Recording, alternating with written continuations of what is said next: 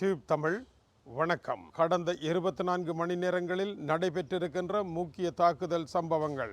Houthi ஆயுததாரிகள் Saudi அரேபியாவில் இருந்து 70 kilometre தொலைவில் இருக்கின்ற கடல் பகுதியில் நடத்திய தாக்குதலில் ஒரு டேங்கர் எரிந்திருக்கின்றது. இந்த தாக்குதல் எதற்காக நடத்தப்பட்டது என்ற கேள்விக்கு இந்த பகுதியால் பிரவேசிக்க கூடாது என்று பிரவேசித்த இந்த டேங்கர்களில் ஒன்றின் மீது தாக்குதல் நடத்தப்பட்டதாக ஹவுதி ஆயுததாரிகள் அறிவித்திருக்கின்றார்கள். ஏற்கனவே சுயஸ் கால்வாயில் இருந்து புறப்பட்டு செங்கடல் வழியாக வருகின்ற கப்பல்கள் ஏமன் நாடு அமைந்திருக்கின்ற மிக ஒடுக்கமான கடல் பகுதியான பப் அல் மெண்டிஸ் பகுதியின் ஊடாக வரக்கூடாது என்று தாங்கள் அறிவித்ததாகவும் அதை மீறிய கப்பல்கள் மீதே இந்த தாக்குதல் என்றும் தெரிவித்திருக்கின்றார்கள். இது குறித்து அமெரிக்காவினுடைய வெளியுறவுத்துறை அமைச்சர் மார்க்கோ ரூபியோ நேற்று மணிலாவில் வெளியுறவுத்துறை அமைச்சர்களிடையே பேசிய பொழுது ஈரான் இப்பகுதியில் மிகப்பெரிய கலவரகார நாடாகவே இருக்கின்றது. அந்த நாடு ஹமாஸ் அமைப்பினருக்கு நிதி உதவி வழங்குகின்றது. ஹிஸ்புல்லாவிற்கு லெபனானில் நிதி உதவி வழங்குகின்றது.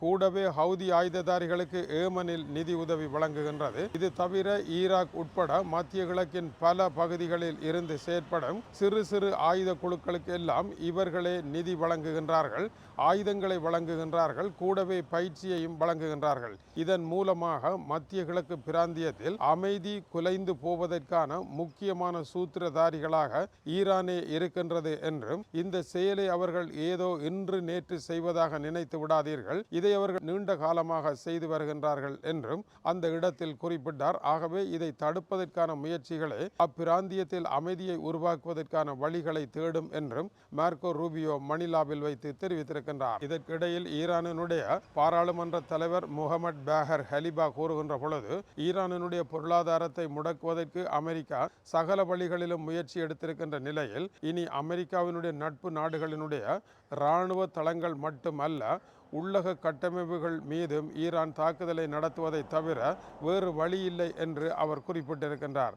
ஆகவே போரை இராணுவ தளங்களில் இருந்து இலகுவான பகுதிகளை நோக்கி ஈரான் முன்னகர்த்த இருப்பது இந்த அபாயமான அறிவிப்பாக இருக்கின்றது. குவைத் உட்பட பல இடங்களில் தாக்குதல் நடைபெறுகின்றது. இப்போதைய நிலையில் சவுதி அரேபியாவினுடைய பைப் லைன் செங்கடல் பகுதிக்கு வருகின்றது. 4 மில்லியன் பேரல்கள் தினசரி இந்த பைப் லைன் வழியாக சென்று உலகத்தின் எரிபொருள் தேவையின் முக்கியமான தேவைகளை தீர்வு செய்து வருகின்றது. இதை ஹவுதி ஆயுததாரிகள் தாக்கி அழிக்கலாம் என்கின்ற அபாயம் இப்பொழுது ஏற்பட்டிருக்கின்றது. இதை எப்படி காப்பாற்றுவது என்பது அடுத்த சவாலாக இருக்கின்றது. ஈரானினுடைய தாக்குதல்கள் தொடர்ந்து கொண்டிருக்கும் நிலையில் ஈரானினுடைய ஏவுகணைகள் உருவாகுகின்ற பகுதியை நோக்கி அமெரிக்கா கடந்த இரவு தாக்குதல்களை நடத்தியிருப்பதாக அறிவித்திருக்கின்றது. சேத விவரங்கள் எதுவும் இதுவரை கிடைக்கவில்லை. இந்த நிலையில் உலகத்தில் மேலும் பல காரியங்கள் நடைபெற்று செல்லுகின்றன. பிரான்சில் 15 வயதிற்கு உட்பட்ட பிள்ளைகள் சமூக வலைத்தளங்களை பாவிக்க முடியாது என்கின்ற புதிய சட்டம் வருகின்ற செப்டம்பர் மாதம் 1ஆம் தேதியில் இருந்து அமுலுக்கு வருகின்றது.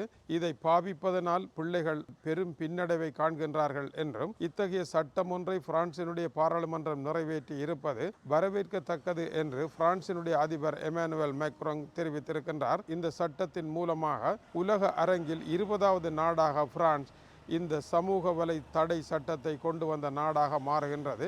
இன்ஸ்டாகிராம், டிக்டாக் போன்றவை சிறப்பான தடைகளுக்குள் வருவதை கவனித்தல் வேண்டும்.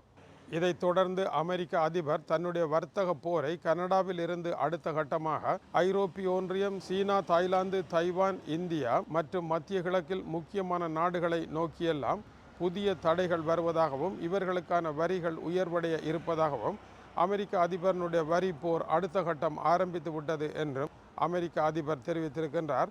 இதை எப்படி மற்ற நாடுகள் எதிர்கொள்ளப் போகின்றன என்பது தெரியவில்லை. இன்று காலை வரை கிடைத்திருக்கின்ற முக்கிய செய்திகள் இவையாகும். இது டியூப் தமிழினுடைய உலக செய்திகளுக்காக புத்தளத்தில் இருந்து கீசே துரை. வணக்கம் உறவுகளே.